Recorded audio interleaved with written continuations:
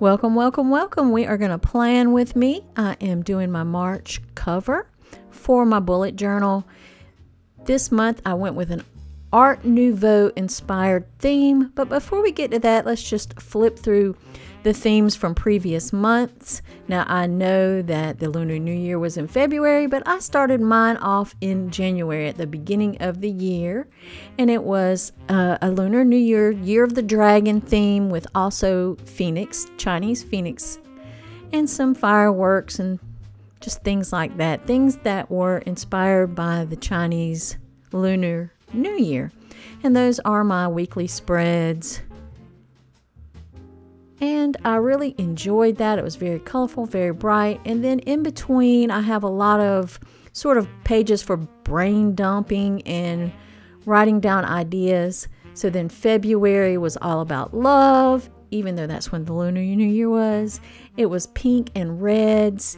And I just really, really love that theme because, of course, it had my puppy on the front. And at the very last week, I also put a little fuzzy puppy at the bottom. So now we are going to start on March.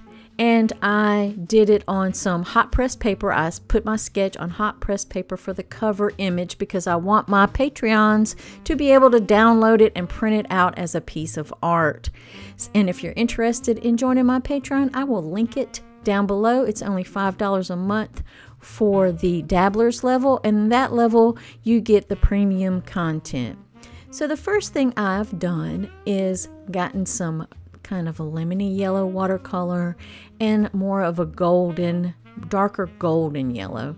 And what I'm doing is on the iris. I picked iris because in March, irises bloom in my yard and I always look forward to it. So I picked the iris as my flower that I wanted to do. And of course, it's Art Nouveau inspired. So in the center of these irises, there's always like these little splashes of yellow on the petals. So I'm putting the brightest yellow in the center and then surrounding that with the more golden tone. I'm going directly onto dry paper. Again, this is 140 pound hot pressed, which means it's smooth. It doesn't have very much texture in it. It's a hot pressed textured paper because I thought that would look better with the illustrative nature of my design. So now I've gotten sort of an olive green with a little bit of green gold and a little bit of a darker green, and I'm just blending those onto the greenery of my irises, the sort of petal buds and the leaves. I'm going with the more yellow green as the highlight, of course. The more olivey green, I'm using that as a mid-tone, and of course the darker green is my shadows in my vegetation, in my leaves and my buds. So what I'm doing is I am first painting on just a little bit of that yellow green, that green gold, and then while it's still wet, I'm coming back in with the olive green, that mid-tone, and going around the edges of the shape. And then at the very end, again, while it's still wet, I'm coming in with that really deep green, and I'm just placing that where I want the shadows to be. And when you do that while it's still wet, that is a wet on wet technique. The edges have a softer blend. There's no hard edges, so it looks a lot more realistic and a lot softer. It's kind of funny that I bring up that it looks a little more realistic because the Art Nouveau style was actually kind of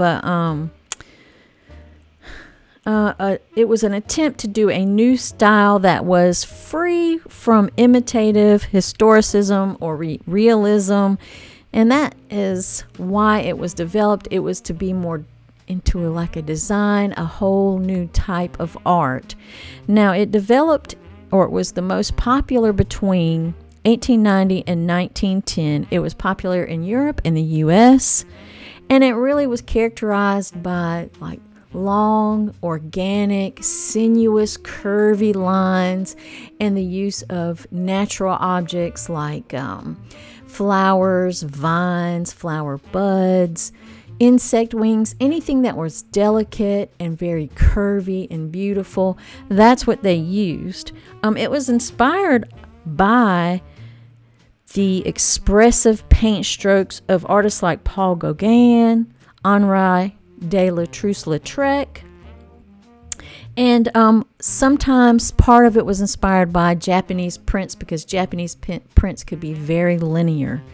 So that was where its influences came from. It was trying to take the place of more realistic realism, and it kind of faded out.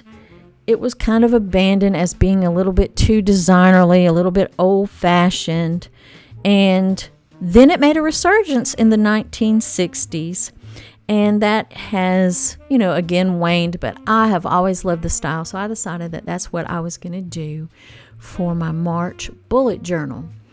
Now here I have started on the actual flowers of the iris, and what I have is I have 2 different shades of purple. I have a red purple, which is called bright violet, and then I have a Winsor violet, which is a deeper, more bluer purple.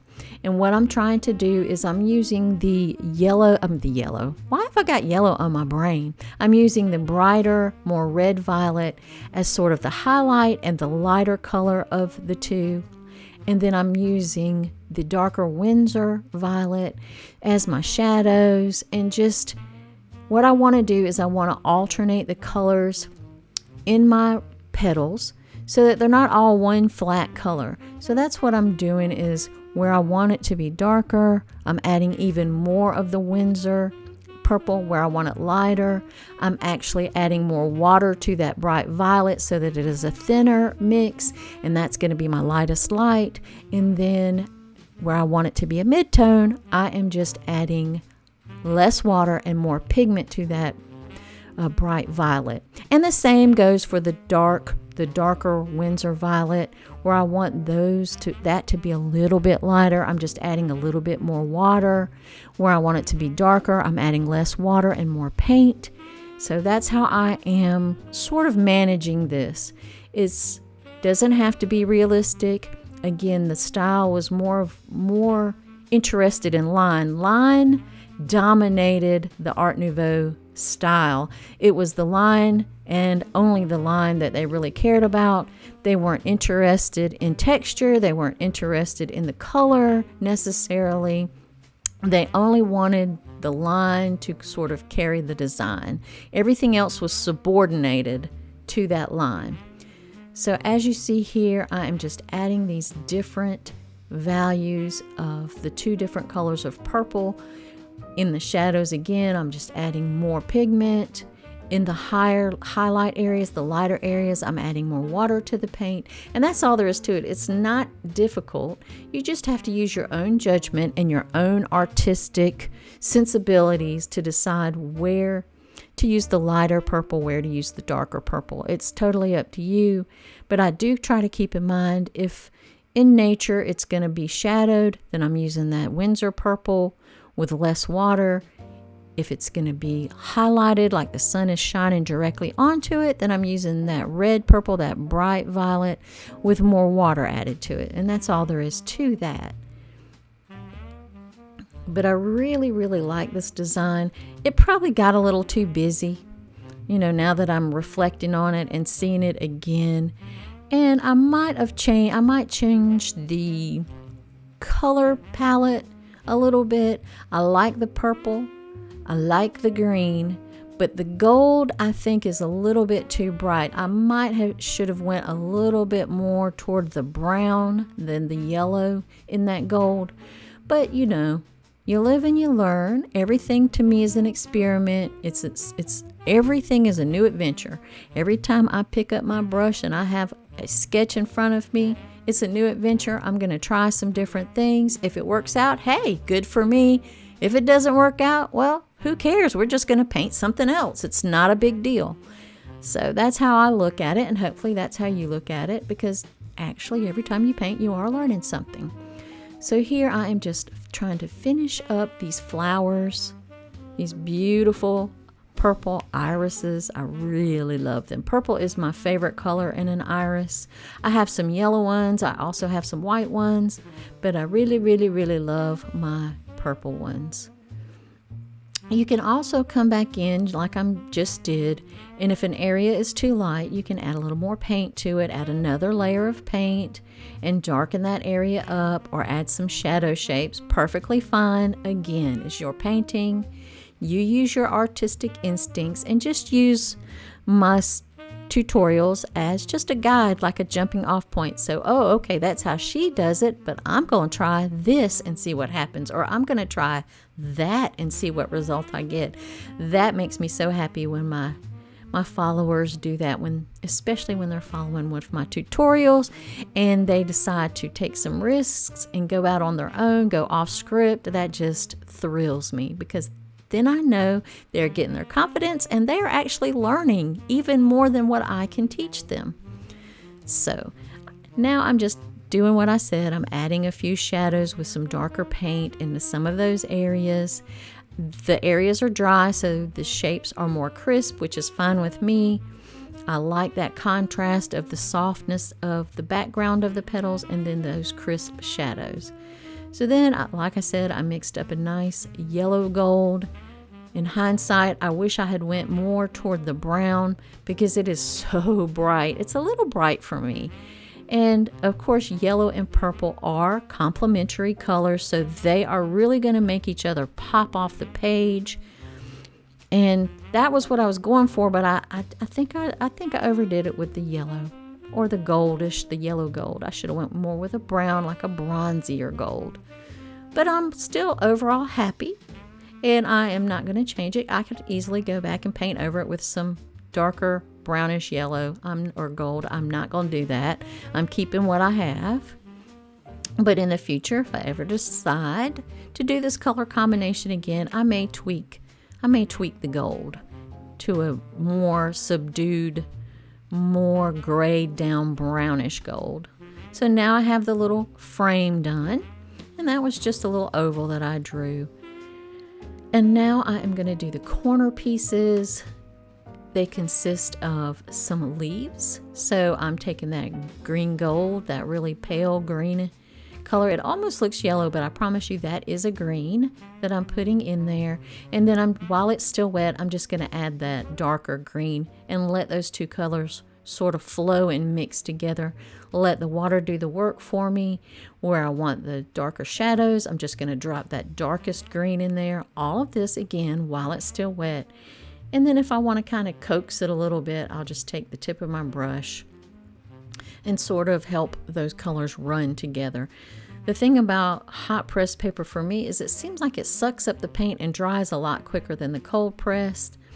And so you have to really work quickly. So now I have all those leaves painted in. What I'm going to do now is the little corner design. I am just going to use my purples, and I'm going to alternate the darker purple with the lighter purple in each one of the little shapes, the little oblong shapes here. And that's all I'm going to do there. And since I'm using the darker purple first, I'm just going to go ahead and do every other shape in this darker purple, and then come back and fill in the between shapes once this darker purple dries with that lighter purple. But you want to make sure they're dry before first, or the two purples will merge and you won't have that crisp line between them.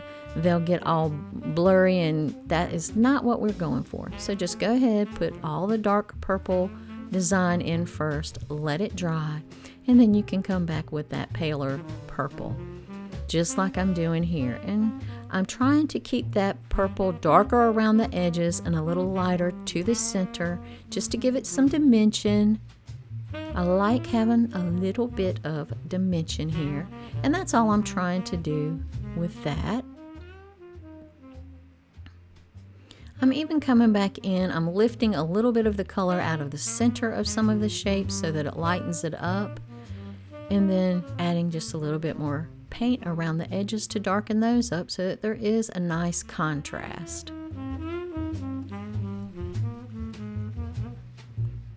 And I'm just trying to keep the color scheme unified. I'm using the same exact colors for all of the different parts of the design. Now once you get all of those corner pieces painted in with the alternate purples, then you're just going to come back in with that gold, that beautiful, really bright gold. and you're going to paint around those corner pieces and then connect it to the frame as you go. There's also sort of a little flower shape that I have not painted in yet that connects the frame to the corner piece, and it is a purple flower, and I will get to that in a bit. But right now I'm just painting around all of these shapes that I just did. Make sure they're dry. Make sure they're dry first before you do that.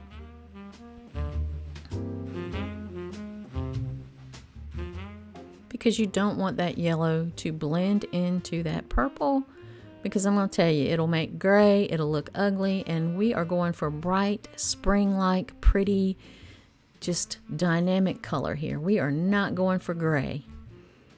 Although I probably should have with the yellow. I should have grayed it down some, knocked it back. Maybe added a little purple to the yellow to knock it back, but I didn't. But if you want to try that on yours, that is a good idea. You could add just a tiny touch of purple to your gold color, and that will knock it back just slightly. Don't add a lot or you'll get a true gray. I mean, you'll get a gray color. You want it to remain gold, but just a more subdued gold. So you might want to try that. I don't know. It's an idea. You could. So I'm just painting around all of these little corners, getting all of that gold around the edges. Another thing you could do is you could outline everything with a black pen. I did not do that for my irises. I did do it for the opposite page. You'll see that in another video. On the opposite page, which has the word March on it, I did outline all of those in black. So now I've got all of this just about done with the yellow. But you see, I still don't have it connected to my frame. And it is, oh, I know, no, I did not do a flower to connect this frame. That's exactly how it looks. I hope you enjoyed it. Stay tuned for part 2. Thanks for watching. Share it with a friend if you think someone would get this out of it. Give me a thumbs up. And you might want to look into joining my Patreon, which I will link below. All right, thanks for watching. Happy painting.